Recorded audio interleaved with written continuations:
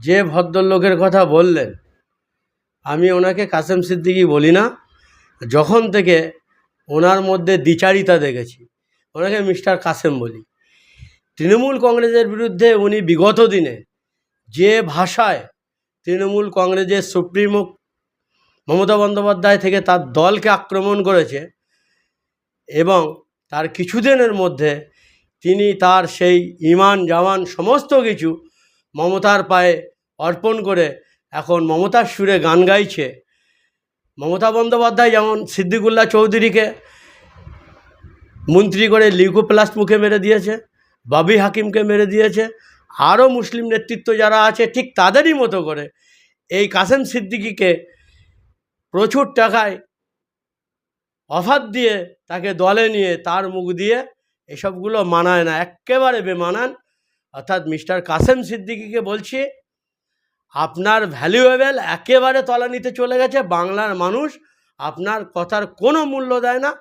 আপনি কি করে মিডিয়ার সামনে এখনও মুখ দেখাচ্ছেন, আমি মানে লজ্জায় মাথা হেঁট হয়ে যাওয়ার কথা আপনার। সেই জায়গায় দাঁড়িয়ে আপনি এখনও নির্লজ্জের মতো মিডিয়ায় বক্তব্য দিচ্ছেন, তাও কার বিরুদ্ধে? আব্বাস সিদ্দিকীর বিরুদ্ধে। আরে আব্বাস সিদ্দিকীর ক্ষমতা আছে, নওশাদ সিদ্দিকীর ক্ষমতা আছে, তারা নিজস্ব একটা দল গঠন করেছে। আজকে বাংলায় যে অরাজকতা চলছে, খুন ধর্ষণ রাহাজানি প্রত্যেকটা মুহূর্তে, লুট চলছে, মানুষ দিশেহারা, শাসনের নামে শোষণ চলছে, আপনি নিজেও জানেন, আপনি নিজেও বলেছেন। আর আজকে সেই মমতা বন্দ্যোপাধ্যায় আপনাকে অফার দিয়ে কিনে নিয়েছে, সেখানে গিয়ে আপনি আব্বাসের বিরুদ্ধে কথা বলছেন। আব্বাস একজন সুপুরুষ, আপনি একজন কাপুরুষ। এটা মাথায় রেখে মিডিয়ার সামনে কথা বলুন। আব্বাস হেরে যাবে, আব্বাস হেরে যাবে কি জিতে যাবে বাংলার মানুষ সেটা জানে। বাংলার মানুষ আব্বাস সিদ্দিকীর মিটিংগুলো আপনি চর্মচোখে দর্শন করুন। আর আপনি ক্ষমতা থাকলে তৃণমূলে গেছেন তো একটা নিজস্ব মিটিং করে দেখিয়ে দেন যে আব্বাসের থেকেও আমার দলে বা আমার প্রোগ্রামে লোক আছে, তাহলে বুঝবো বাংলার মানুষ এই মিস্টার কাসেমকে প্রত্যাঘাত করেছে। আগামী দিনে এনার আর কোনো ভ্যালুয়েবল নেই। অতএব ভাট বকা বন্ধ করুন। যেখানে গেছেন, যে চটি চাটছেন ওটাই মন দিয়ে চাটুন। আব্বাস নওশাদকে নিয়ে আপনাকে ভাবতে হবে না। বললাম তো ভাট বকছে, পলিটিক্যাল সম্পর্কে কোনো আইডিয়া নেই।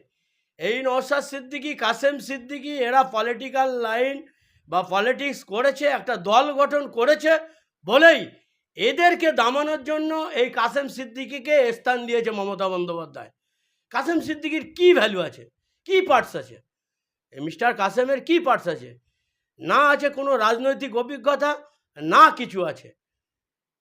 ইনি তৃণমূল কংগ্রেসের বিরুদ্ধে বড় বড় কথা বলেছিল, যেটা কিনা সত্যি কথাই বলেছিল, যার ফলে এই নওশাদ সিদ্দিকী কাসেম সিদ্দিকীকে দমানোর জন্য ওকে ইউজ করেছে। ওকে রাজ্যের সাধারণ সম্পাদকের একটা পদ দিয়েছে, যে পদে কিনা খুঁজলে দেখা যাবে একাধিক ওই পদে মানুষ যুক্ত আছে।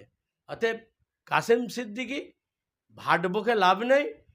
আপনি চটি চাটছেন, চটিই চাটুন।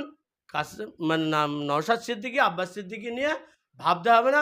বাংলার মানুষ এখন তাদের সঙ্গে।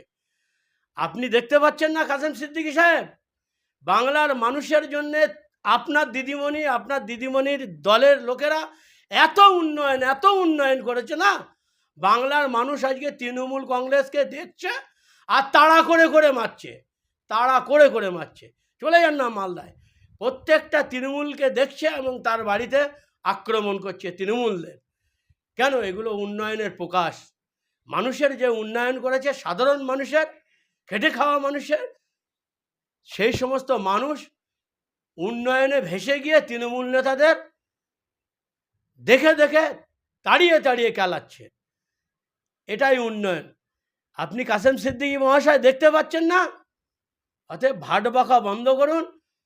নওশাদ সিদ্দিকী, আব্বাস সিদ্দিকী যে কাজ করছে, পারলে সহযোগিতা করুন। এখনও চটি চাটা বন্ধ করে ভালো লাইনে আসুন, এই সাজেশনটাই আপনাকে দিতে চাই, এছাড়া কিছু নয়।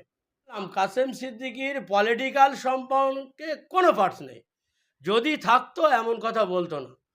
আজকে নওশাদ সিদ্দিকী একটা এমএলএ, ভাঙড়ের এমএলএ, 294টা এমএলএর মধ্যে সংযুক্ত মোর্চার এমএলএ, ভাঙড় থেকে জিতেছে।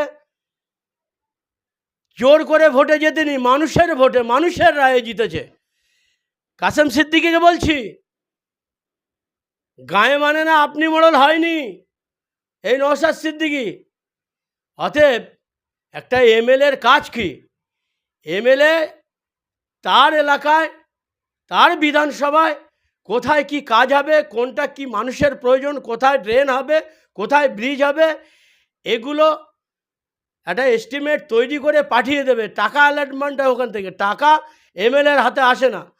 আর এই নওশাদ সিদ্দিকীকে দামানোর জন্য মাননীয় মুখ্যমন্ত্রী এবং তার দপ্তরগুলো তাকে কাজ দিচ্ছে না, তাকে কাজ করতে দিচ্ছে না। নওশাদ সিদ্দিকী তো তিনি বলেই দিয়েছেন, আমার 5 বছরের কোটা শেষ হওয়ার আগেই আমি কি করেছি সেগুলো প্রত্যেকটা খামবন্দি করে প্রত্যেকটা সেই বিধানসভার বাড়ি বাড়ি পৌঁছে দেবো। যদি সেটা সম্ভব না হয়, প্রত্যেকটা মোড়ে মোড়ে ব্যানারে আমরা লিখিত আকারে জানিয়ে দেবো যে আমি যে 5 বছর বিধান সভায় আমাকে পাঠিয়েছিল ভাঙড়ের মানুষ, আমি ভাঙড়ের মানুষের জন্য কি করেছি, কতটা বার্তা দিয়েছি, বাংলার মানুষের জন্য কি বার্তা দিয়েছি, রুটি রুজি মানুষের জন্য, মানুষের যে চাহিদা, বাংলার মানুষ যে বেকারত্বে ভুগছে, সেই সমস্ত বিষয়ে বিধানসভায় কি তুলে ধরেছি, আমার ভাঙড় বিধানসভার কোথায় কি কাজ তার এস্টিমেট কি দিয়েছি, কতটা করেছে, সরকারের কতটা অনীহা ছিল, প্রত্যেকটাই তো তার টার্মসের আগেই মানুষের কাছে পৌঁছে দেবে। ধৈর্য ধরুন, দেখতে পাবেন। আপনার তো পলিটিক্যাল কোনো পার্টস নেই, ধারণা নেই। আপনি যেন মনে করেছেন এমএলএ পুরো ডাইরেক্ট তার হাতে টাকা আসে এবং সে কাজ করে, না করে টাকা খেয়ে বসে আছে। আপনি এটাই বলতে চাইছেন তো? অতএব এটা আপনি বলবেন কারণ আপনার পলিটিক্যাল সম্পর্কে ধারণা নেই।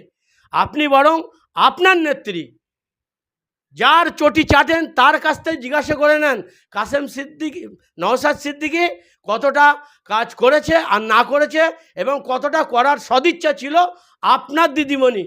আপনি যার চটি চাটেন সে করতে দেয়নি, তার দপ্তর করতে দেয়নি, সেটাও পেয়ে যাবেন।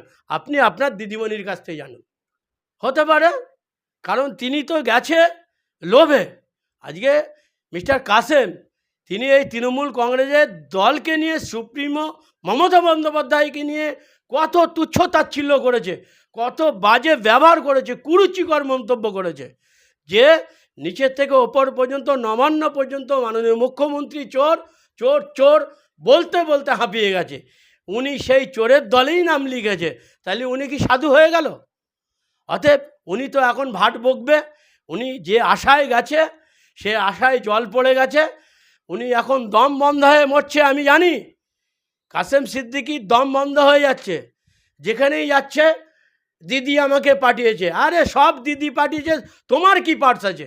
তোমার কি পার্টস আছে? বাংলার মানুষ জানে, বাংলার মানুষের কাছে তুমি ভ্যালুয়েবল হয়ে গেছো। তোমার কথায় আর কেউ মূল্য দেবে না। তুমি যতদিন যতটুকু আছো, দিদি তোমাকে নিয়ে পচিয়ে দিয়েছে, তুমি দিদির চটিই চাটতে থাকো।